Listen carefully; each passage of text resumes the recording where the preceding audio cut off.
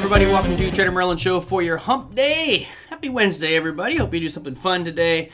I guess, as the name implies, may there be humping in your day, hump day. Anyway, glad to have you all with us. Good to see you, Terry. You beat Les from Cape Canaveral. So, Kenny, you're the first one. I should have an award every day for the first one sign in the room. But good to see you. Lisa, Koja, Skilled Stocksman as well. Good to have you. Patrick, Susan, Big Eb, as usual. Lori, Mario, we got Rob from the UK today. Good to have you with us, Rob. I know it's late at night, and hope the hunting went well the other day. And Lufthansa, Leute, bis später, I guess I should say. We'll see later on, but my German is still rather poor. All right, let's move away from my linguistics and salutations. Good to have everybody. And Brendan, good to have you with us again as well. In New York for Jerry. Oh boy, Zoo York it is. Today's show really was timely because it was a question that came in specifically about XLE, asking about energy. And I thought, you know what, let's talk about energy because conveniently today, it was your worst performing sector out of the 11 or so S&P market sectors. So conveniently, I thought, hey, let's just look at that one right there. Energy headed lower with a question mark because obviously nobody really knows, but we might see some writing on the wall here for energy with regards to supply and demand. We might also see some based off just the pure price trends that are going on. So let's look at the question that started it all. It was from Trey. Trey says, "Can you look at energy today, specifically XLE?" For those that don't know, XLE is an ETF that represents the energy sector, not just oil. It's kind of a smattering of different types of companies in there. It says, "I've been holding on, but not sure when I should get out." Well, first thing, I'll give you my meanness and say, if you bought something and you didn't know where you're supposed to get out, then you shouldn't have bought it, period, Trey. So always have a number where you say, this is where I'm getting out. Because if we look at the price chart of energy, let me bring up that chart for you guys. If we look at the price chart of energy, you know, we could make the argument that, yeah, it could continue on down here. It's not looking great. Here is your price chart of energy. Get rid of my order entry window there so you guys can see that one.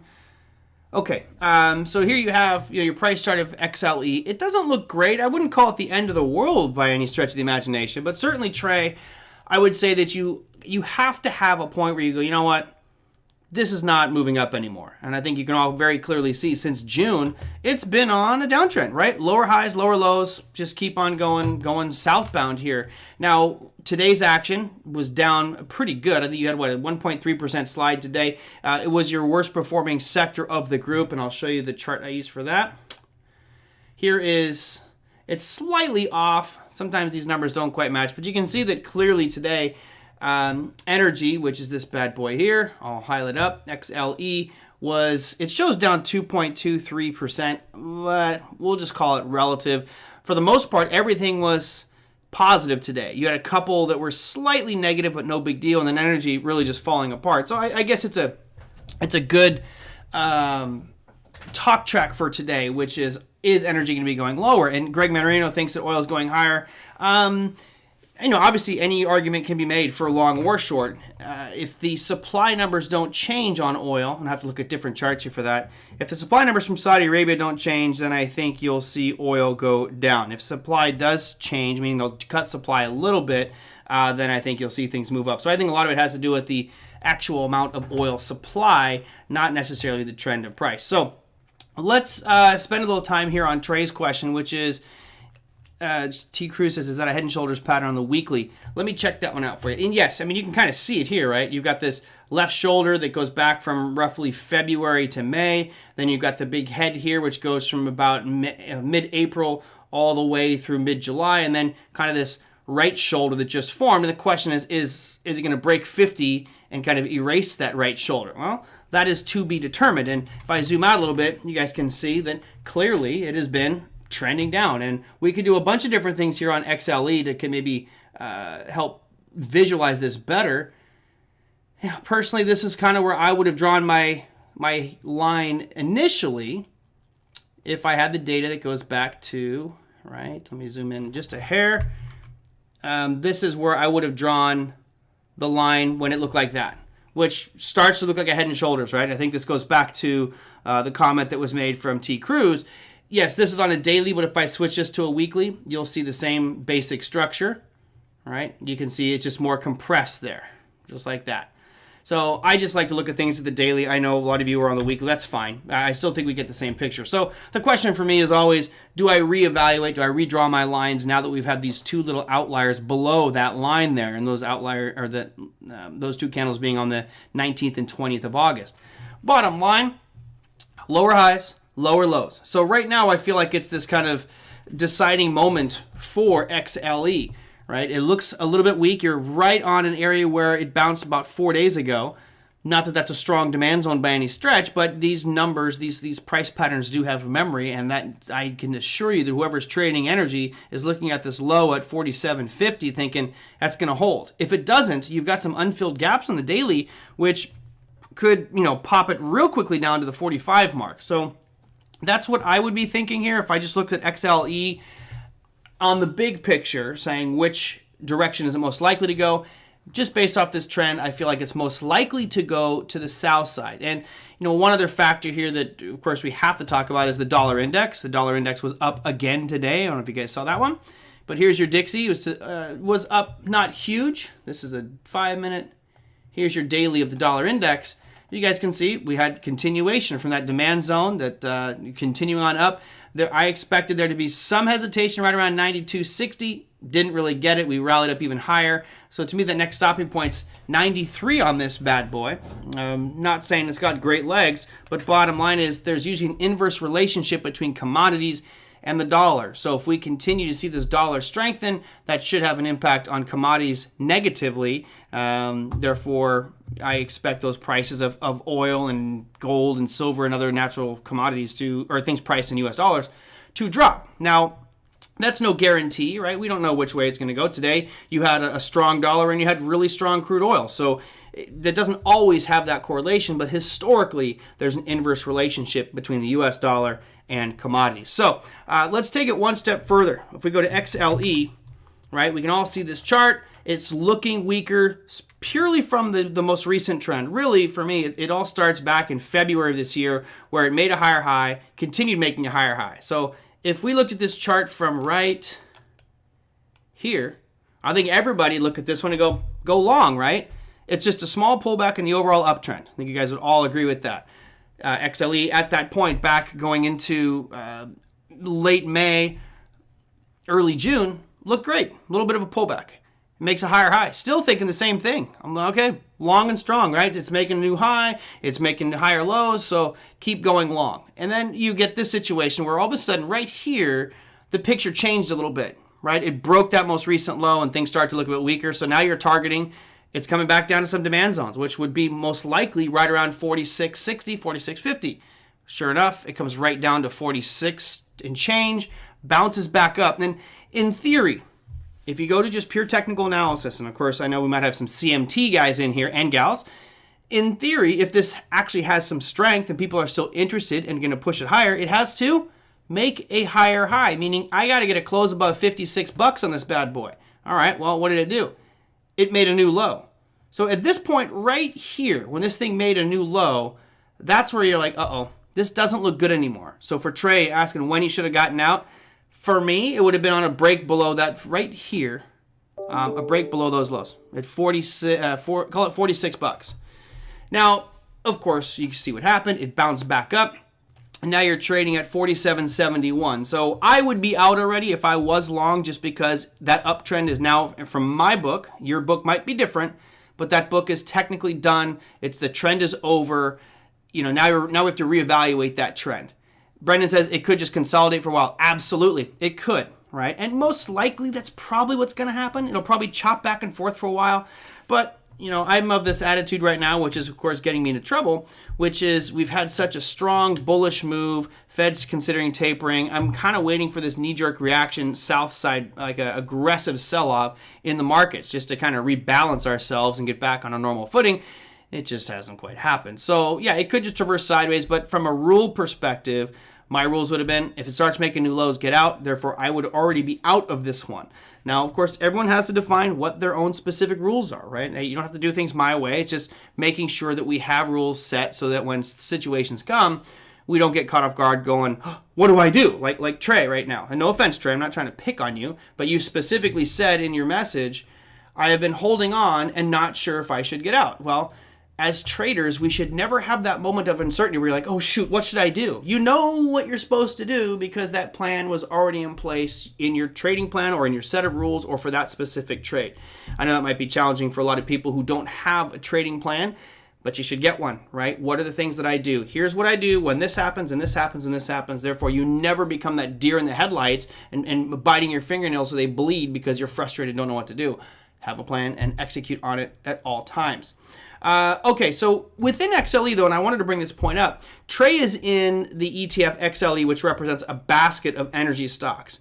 Within that though, there are some really strong ones and some very weak ones. So if we would start to refine down a little bit more, I would make the argument that yes, the ETF for energy is looking weaker. As Brendan says, it could consolidate, but to me, it could also sell off. I mean, it's only going to do one of three things. That's guaranteed. It's going to go up, it's going to go down, or it's going to go sideways.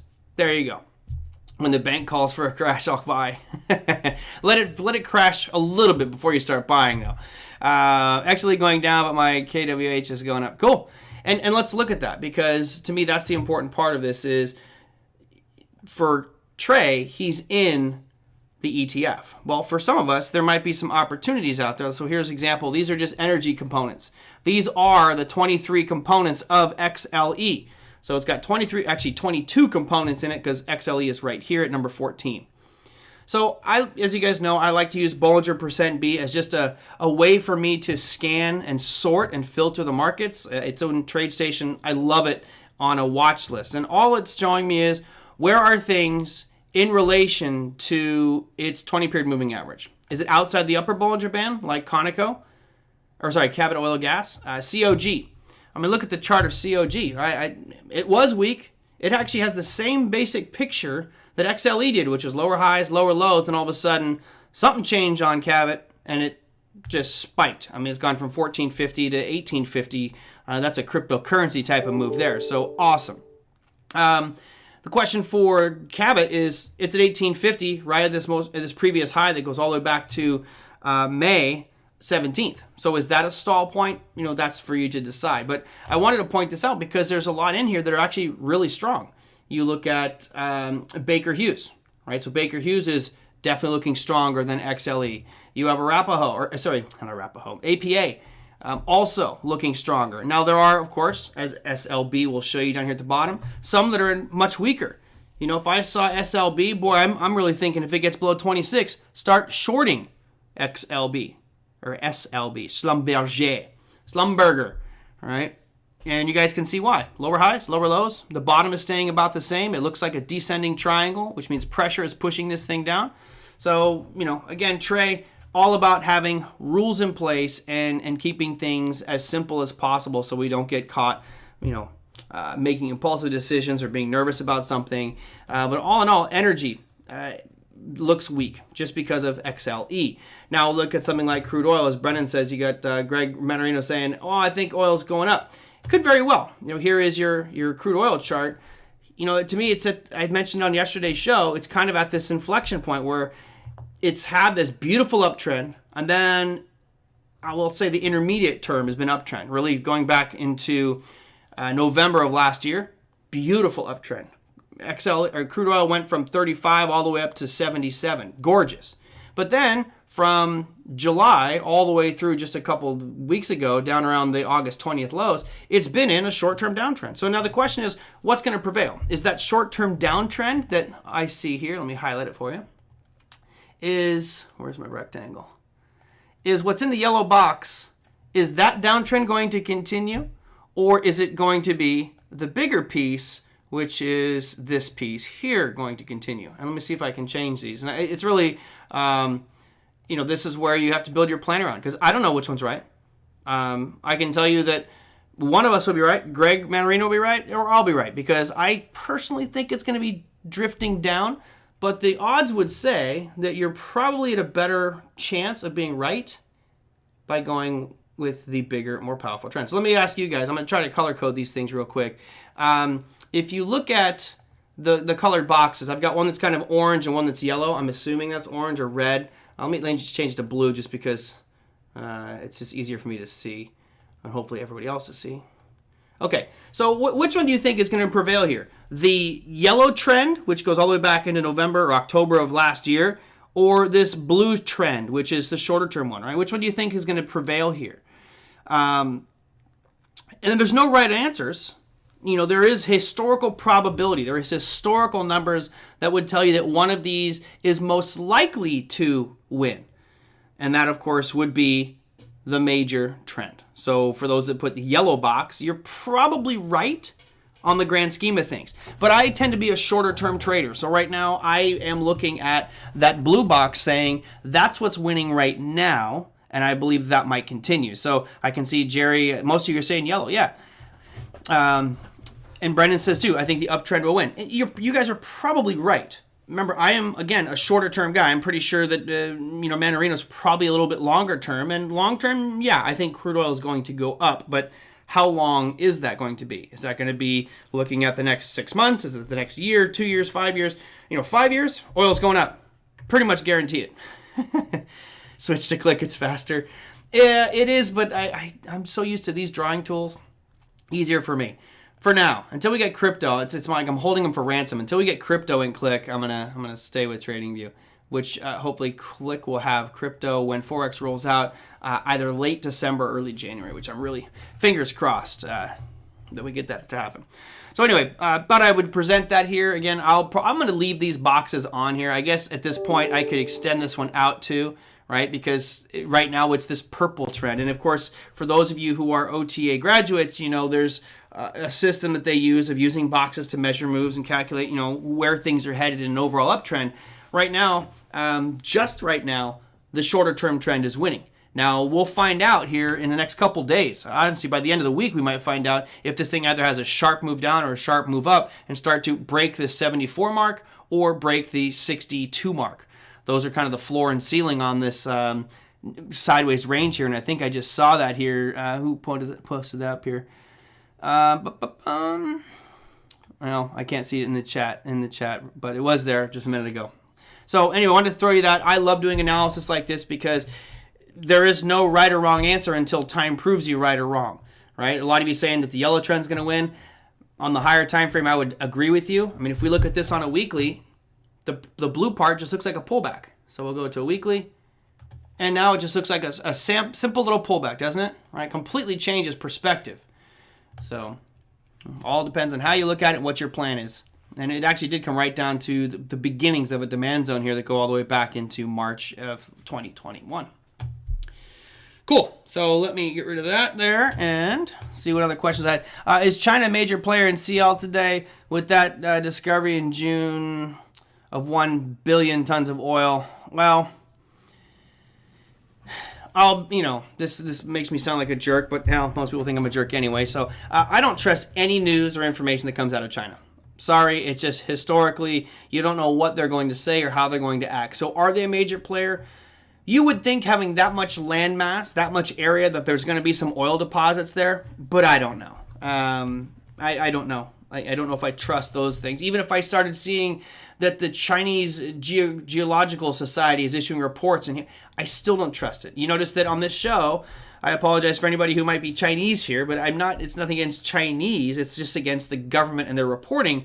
I don't look at GDP for China. I don't usually show on the economic calendar anything to do with China because I don't believe that data.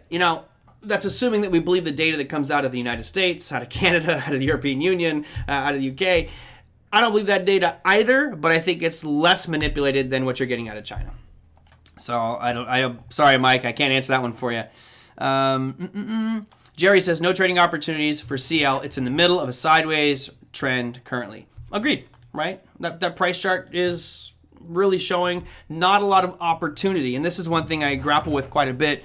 A lot of people send in, hey, what do you think about this chart or this market? Quite often it's going sideways. And if you ask me right now would I want to take a trade on crude oil, I'd say absolutely not. I don't see any really big risk to reward here. Is it going to break out? Yes. When? Hell if I know. It just looks like it's chopping sideways right now, and I'm not that interested in it. But if we can get above some key levels for me, then yeah, we'll revisit our discussion about where energy, or crude oil in particular, is going. Right now, that energy sector is looking relatively weak, so my assumption would be that crude oil will start to drift down. As long as this dollar keeps going up, that should help bolster my argument. But at some point, all of you who said up will be right at some point. All right, what do we got? That's what I do as well. Brennan says Greg sells puts out 30 days or so. That's one of my main strategies too. You guys remember when I covered the 1% strategy? What am I doing? I'm selling 30 days or less, trying to collect premium out there. And I think I showed you this before. I have a whole watch list of specific markets that I call my 1% ETFs. These are generally the 14. I do individual securities occasionally, but these are generally the ETFs that I'm doing based off that 1% strategy. Selling out 30 days, collecting 1% or more of premium, and then just moving on. Actually, I just sold some XLEs. You sell XLEs today? No, I sold IWMs today. I sold next week IWMs at 212. So right here, I guess I could move my line up. But I sold some today just to collect a little bit of premium. 212 is kind of right in this area of demand.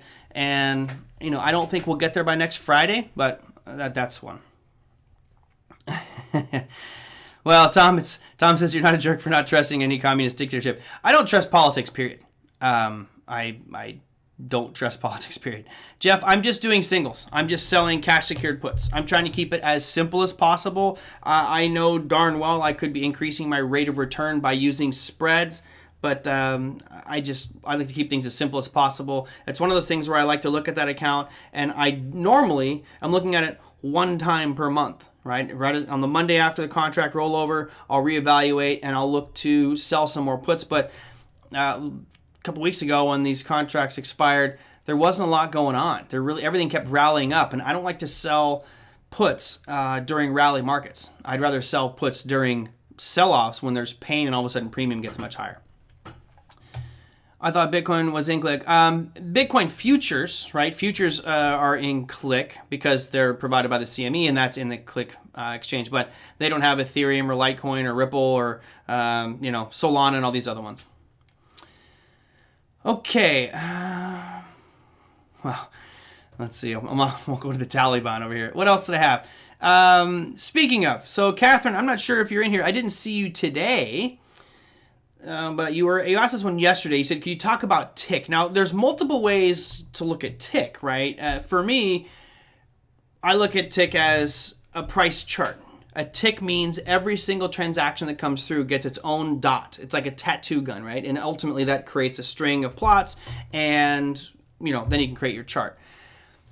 I always tell people to not use tick charts. It moves too fast, and your eyes, it starts to give you a headache because it's just, if you're trading something very liquid like S&P futures contracts, it's moving all over the place. It's very active.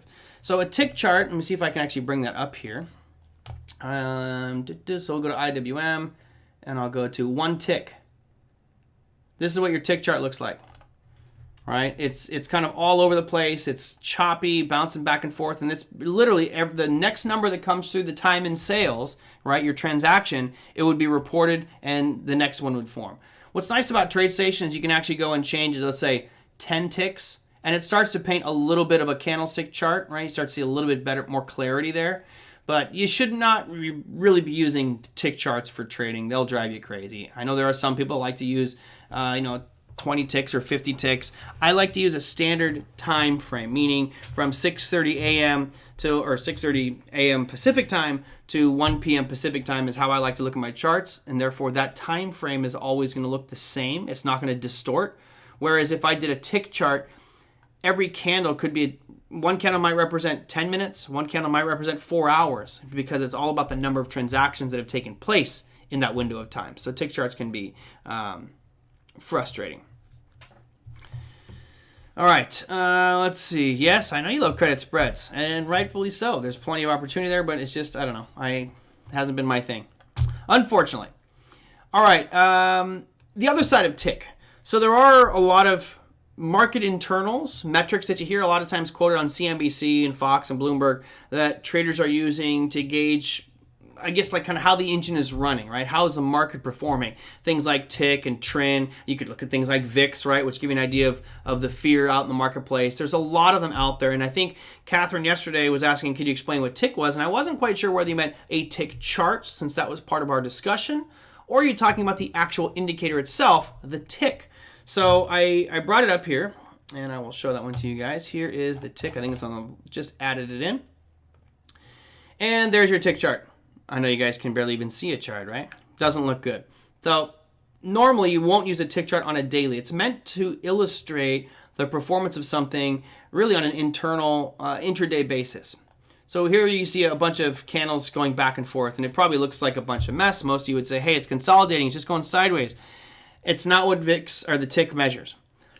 To understand tick, if something is on an uptick, right? So there's an uptick versus a downtick. And remember, we've got the two columns. You've got the bid and the ask. The bid representing the buyers who are willing to buy with limit orders, and the ask is your sellers who are willing to sell with limit orders. Whoever is selling for the lowest price goes to the top of the ask, and whoever's buying for the highest price goes to the top of the bid, and that's your market price. That's called the NBBO, or National Best Bid and Offer. With those prices, if the last transaction was higher, it really depends on the market, but generally it's off the time in sales. If the transaction that came in was higher than the previous one, it's considered an uptick. If the last transaction that comes through was lower in price than the one before it, it's considered a downtick. So what they're trying to look for is momentum, really. And if we start to get a preponderance of transactions that are lower than the previous one, it could skew and really create like an oversold situation. So what a lot of people will look for on tick, which is on New York stocks. There is one for NASDAQ, which I can look at as well. But most people are looking for breaches of 1,000. And I personally don't use it. I think it's just one more thing I need to look at, which I don't need to look at. It's too much stuff to look at. I'd rather just focus just on price and price action alone. But let's just, for example, just for giggles, look at this moment right here. So today it's 7:35 in the morning, which this is going to be Pacific time. Let me make sure. Yes, Pacific time. 7:35 in the morning. You can see this long tail here cause the tick to drop below 1,000. Actually went down to negative 1,079. What that means is that out of the New York Stock Exchange, which it has 3,000 different securities on it, about a third of those, over 1,000, were showing lower prints, which means there was probably a pretty big sell-off going on. More selling pressure, prices were falling. Now, a lot of people look at that as an indication to buy. If we eclipse 1,000, that is maybe a kind of a panic mode for people. So let's see what was happening on the market at 7:35. And let's go to the Dow futures. And at 7:35, notice you see the big sell-off here. All right, it was a pretty aggressive sell-off when it breached 1,000. A lot of people using the trend to say if it's below 1,000, that's a potential buy point. If it's above positive 1,000, that's a potential sell point. Of course, today we didn't have anything close to above 1,000. It was below the 1,000 was the only breach we had there. Let's see. I was listening to someone who uses it quite frequently to get a gauge on one, and it is a good gauge of momentum, Catherine. There's no doubt about it. I would agree it's a good gauge of momentum. But let's be totally honest here. What's the best gauge of momentum? What do you guys think is the best gauge of momentum? If you had to look at one thing to say, hey, this thing's really moving up, down, or whatever, what are you going to look at? The most important thing to look at is price itself. Remember, this is a derivative of what's happening with price. So if the trend is showing a negative 1,000, you know that there's a lot of things that are trending down, and maybe aggressively, which is what the picture was showing you. Showing you here. So I think that it's an indicator that might help you feel more confident that you made the decision here, that something is momentum-wise trending to the south side or to the upside. But personally, I really think you just need to look at price. Price to me is the ultimate decision maker and what we should be basing all our trades off of. All right, let's see. George Carlin. Oh, one of my favorites. What are the 5 words you can't say on TV? Is it 5 or 6 or 7? Yep, trend and volume, Catherine. Trend number one, actually just price period, right? Because from price we can discern is there a trend or not, what that trend is, and by looking at the candles relative to historical candles, we can also see how quickly it's moving. Now, Brennan says intraday VWAP for intraday trading is useful for him. Yeah, a lot of people like to use volume weighted average price, and what that will do is just simply show you where a bulk of the transactions have happened, right? So it'll create a vertical kind of gradient and show you where a bulk of the transactions have happened, and sometimes you'll see an outlier on one spot where there's a huge amount of transactions happening. A lot of traders will use that as quote-unquote supply or demand depending on where those abundant zones are, and I see no problem with that as well. I think that really any indicator you use can be useful, just don't let that be the piece that makes the decision for you. Price makes the decision. VWAP, tick, trend, VIX are secondary supportive information. Trend lines, Bollinger, MACD, all that stuff is second or maybe even third tier on your decision list as far as making and pulling the trigger. Okay.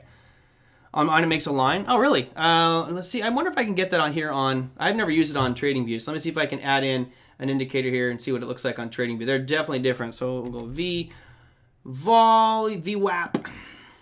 Oh, of course I don't get it for free on this one. Have to wait. Bummer. I'm not paying, so I don't pay for things. Let me see if I can get on TradeStation. And we'll go insert analysis technique. And we'll go to V for volume weighted average price. So of course I don't get VWAP on here, do I? No VWAP on TradeStation. Bummer. One negative strike against TradeStation. I didn't get volume profile. All right, so that is those two questions out of the way. Cool. Lower price, absolutely number one. And what else to have? All right, I'm going to shift here quickly. I know it's 2:30 already. And I think there was a couple questions that came in about cryptocurrencies and stable coins. For anybody who, I don't know if anybody here is even in the CIL. I know there's some of you who are in that Crypto Investor Live program. I covered stable coins yesterday and kind of the importance of stable coins, how they're structured. They're all very different. Some are great, some are sketchy as all hell. But they serve a great purpose with regards to cryptocurrency and helping the markets continue to grow as you can get physical fiat into digital space by using Tether, USDC, or DAI, or some of these other ones. So I talked quite a bit about that. And again, it's kind of like looking at individual stocks, right? They're all going to have different strengths and weaknesses. Now, I wanted to kind of go into this question that came in just before showtime today from Jeff. And Jeff, you're probably here with us. He says, if I invest or buy Ethereum and everyone thinks it's a great cryptocurrency, then something changes, better utility or something like that. Then they come out with Ethereum Platinum and they get more speed and come out with Ethereum Lightning. And 5 years down the road, I'm stuck holding old Ethereum, but nobody uses. How do you protect yourself from something like that? We've all had that gold status on an airline thinking that that was the best, only to find out that you're boarding last because there's double platinum or super platinum and so on. Great. I love it. I think that's a great comment. So let me look at this from a couple different perspectives because I think there's three things in here you need to address. Number one, cryptocurrencies are kind of a different animal than I think you believe, Jeff, because with Ethereum, you're actually in that situation right now. You're in Ethereum, and there's a lot of competition that is rising right now. Solana, Cardano, Polkadot, Neo, EOS, if you want to throw it in the category. They're all addressing the biggest flaw with Ethereum right now, which is transactions, right? Ethereum's only looking at 15 transactions per second, and you've got Solana saying, hey, we can do 50,000 transactions per second. People are looking at Ethereum going, what's wrong with you, right? Now, they may have the dominant market share, but what's going to happen, and to your point here, you're not going to see Ethereum just say, well, we're going to spin off a different version that you have to buy. A new company may start up on its own, but Ethereum's not going to be like, oh, we're going to be Ethereum Plus now. What's happening is you're getting actually Ethereum 2.0 should be released early next year, according to Vitalik. What it is it's an upgrade to the current system. So if you own Ethereum, you will be getting Ethereum 2.0. So they're going to, whatever token you have there, they're going to upgrade that system, whether that's soft forks or through hard forks, to make that system better. Ethereum 2.0 is going to fix a lot of scalability issues. It's going to go from proof of work to proof of stake. It's going to have sharding, and therefore it now will be, in theory, one of the leaders out there again, unless it loses too much market share to the competitors who right now have, let's just say, a full sprint advantage because they have scalability. Ethereum still has problems with that. So I think to answer your question here is you're not going to get phased out going, boy, I bought Ethereum and now there's 15 versions of Ethereum. No, there will be one version of Ethereum. Now, could it fork?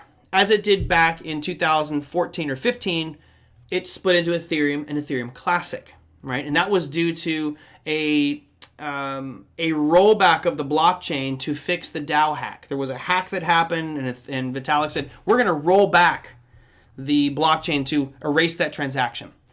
Very debated whether that should have been done or not. Regardless, part of the community said, we're not going to roll back. Ethereum said, we are going to roll back, so they forked.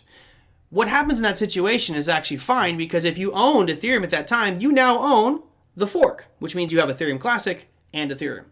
So let's say in this new rollout, you own Ethereum, you bought it, you think everything's fine, honky-dory, and there's some disagreement in the community, right? Some people don't want to go to this, don't want to go from Ethereum as it stands, which is proof of work. They want it to stay proof of work, and then part of the group says we want to go to proof of stake. What you'll get is a hard fork, and since it forks and you owned it before the fork in time, you would have both of those coins. So it's not like you're missing out on anything. What's going to happen in the Ethereum 2.0 upgrade? It's going to be a planned, what do they call it? Not a contentious hard fork. It's what's it called? There's a planned hard fork. A planned hard fork says our current system is not going to be compatible with the new one. It won't be compatible. So they fork it, and then all the information goes on to the new one, which would be Ethereum 2.0, and the old Ethereum will just fizzle out and die, and no one will use it. That's, in theory, how it's going to work. Oh, own them all plus Ethereum. I agree, Big Eb. 100%. You had to rub it in, Big Eb. If you guys saw what happened with Solana today, it was just kind of funny. I mean, it's not like I really care, but I told you guys on yesterday's show. It's yesterday's show? Man. I got out of my Solana and checked this thing out. It's just absolutely just unbelievable. It just keeps on going. It's been ripping. This is the 5-minute chart of Cardano. It's gone from 150 to almost 200 over the course of one trading day. So you're seeing a 30% increase over the course of today's trading day. And here is your daily chart. And of course, I sold it right at that blue line. So we'll continue to look at that blue line and just rub salt in my wounds. But yes, I agree with Big Eb. I think that if you are one that understands the industry, if you're one that feels like, hey, I actually do believe that a lot of these protocols, Ethereum, Polkadot, Cardano, whatever, are going to be the absolute game changers for our financial transactions and communication with regards to anything to do with money, and then some, then I think you have to look out there and say, I don't want to be the bandwagon person who just buys Ethereum. I need to buy other things. I need to build a portfolio or construct a portfolio that says, I don't know if this is going to be the lead dog, but I might add a little bit in my portfolio in case it does, which is exactly what I did with Solana about a month ago. I just thought the gains were too far, too fast, and they would probably pull back, and I would buy back in. It just never pulled back in. Let's see, Ethereum, in my opinion, would be around $10,000. That would make Cardano around $7,000. Two different things, Jerry. So my forecast for Ethereum is actually better than it is for Cardano. And what are we talking about here? The reason for that is this. Cardano, I think, has tremendous upside potential if it can gain market traction, if it gets the network effect and people actually start using it. There have been reportedly some issues with Cardano and the smart contract functionality. That's part of it. I do think you'll see upside. I think that I actually really like Charles Hoskinson. I actually like the slower, methodical approach as opposed to a lot of these cryptocurrencies are shooting from the hip and making some big mistakes and just kind of glazing over it and fixing them. But I like the planned approach that Charles is taking, which is taking a bit longer than it should, but I think you're a bit safer with that. So Ethereum, let me go back to Cardano. Cardano doesn't necessarily, they're not deflationary, right? There's a certain amount of Cardano out there. With Ethereum, there in theory is an unlimited supply of Ethereum. Right? They will just keep minting and minting and minting and minting. However, they are now burning Cardano. It's part of the Ethereum Improvement Protocol 1559. They now are burning Ethereum. And what that means is there's a certain amount of Ethereum that they're sending to an address that nobody has a private key, in theory, too. You have to trust that one. But they're basically removing it from circulation. So if you have something that your supply is actually dropping, that acts as an inflation for your price. You're deflating supply, you're going to inflate price, right? If you reduce the amount of supply, you are going to increase the price, given that demand stays the same. And now all of a sudden, demand is increasing significantly for Ethereum because of 2.0 and all the more people coming in. You know, do I see Ethereum at 5,000? Absolutely. It will be 5,000 by the end of the year for sure. Well, not for sure. Nothing's for sure, but I definitely think you'll see significant increases in Ethereum. The question is, you know, I think someone posted something and said, what's going to happen first? Bitcoin 100,000. Ethereum, I think the number was 10,000, or Cardano 50. I probably am going to. It's tough. I don't know. I don't know which one. Obviously, it's total speculation. But I would probably put my hat on Ethereum reaching $10,000 before Bitcoin hits 100,000 and before Cardano hits 50. I would, in that order, I would say Ethereum's going to hit $10,000 before Bitcoin hits 100,000 and before Cardano hits $50. $50 would seem like quite a lofty target for Cardano. I mean, check out the price chart of it here. You know, you're only at $2.40. You got a long way to go on a lot of system upgrades. I just don't see Cardano trading at $50. But do I own XRP? Yes, I do own XRP. I've got, I think, 30,000 XRP at this moment. I have them staked, not staked, I have them in a vault over at Coinbase right now, which I guess I could move it somewhere else, but I'm just leaving it there for now. Brennan says, if they're burning Ethereum, it makes more sense to stake and lend it so you're getting positive yield on supply. Yes, but before you guys don't, please make sure you understand what you're doing. Do not go out there and stake your Ethereum.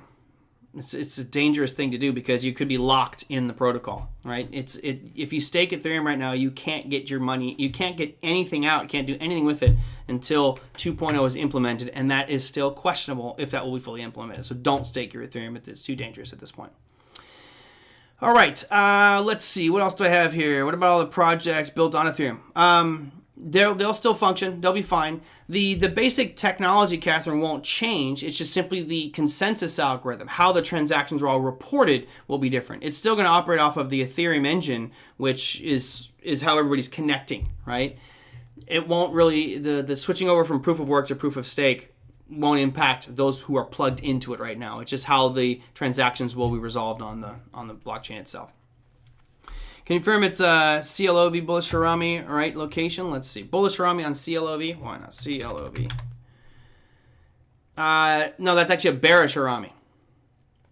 So you said bullish Harami. It's actually bearish Harami. So what happens with the bearish Harami, let me see if I can make this big for you guys. You have a big run up, you got a gap down today, and then you have a red candle that fits within the previous day. A bullish Harami would be the opposite of this. It'd be like a red candle followed by a green one that fits within it, and it'd be in a downtrend. This is actually a pretty negative sign right here for Clovis, to have this all of a sudden quick reversal like this. It gapped down, did nothing but sell off pretty much all day. That's actually a bearish Harami formation. Let's see. One-way flight to Thailand if card. Yeah. Jerry, book a ticket with me. I'll go hang out in Thailand for a while with you. I mean, that's... yeah, Cardano hitting 50 would be great for my portfolio as well. Let's see what else we got. Merlin, are you using Celsius for interest in crypto? I am using Celsius. I have some with Celsius. I have both. I have Celsius. I have Voyager. I have a few others that I'm using.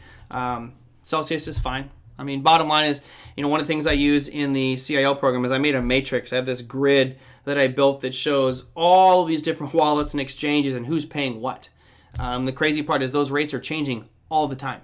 I mean, they're literally changing on a daily basis for some of these firms. I mean, every week Celsius or BlockFi will issue a release saying, oh yeah, we're changing our rates for Bitcoin this week and we're changing our rates.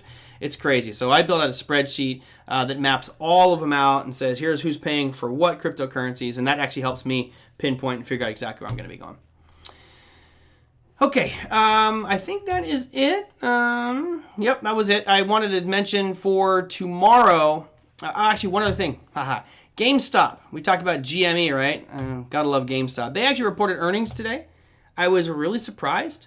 They missed earnings by a gigantic margin. Huge margin. It was not even close. I think they missed by 80% or something like that. It was really an ugly miss for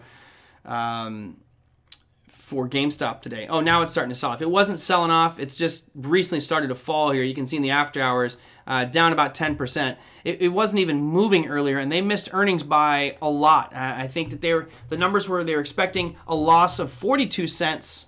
They came out at a loss of 76 cents. So clearly they're doing something wrong because they should have taken that money, paid off some debt, and these should have actually shown a nice positive pop in your earnings, not a negative one. They missed by 81%, and right now they're down about 10.2% in the after-hour session. Thought I'd share that one with you. As far as earnings for mañana, there really is nothing that's that noteworthy for tomorrow. You have a couple companies, but Dave & Buster's, you get Zoomies, and a bunch of international firms, but that's pretty much it on the economic front for tomorrow, earnings front for tomorrow. Economic-wise, you guys saw the rate statement that came out for Canada. That was fun, a fun pop. It fell aggressively. I'll show you that chart here. Let's go to USD CAD, or CAD USD. And huge move on the announcement, and it essentially bounced right back. Boom, look at that. There's your daily. Nice sell-off today on the 5-minute. Check out that move. That is right as that rate announcement happened, Canadian dollar just started tanking and then ripped back up. Gorgeous. I mean, unfortunately, I wasn't trading this, but it was a great opportunity for anybody who's a Forex trader out there. Also, very dangerous, right? Trading something that's moving during an announcement like that is very, very dangerous. Now, as far as economic announcements for Thursday, man, hard to believe we're flying through Thursday.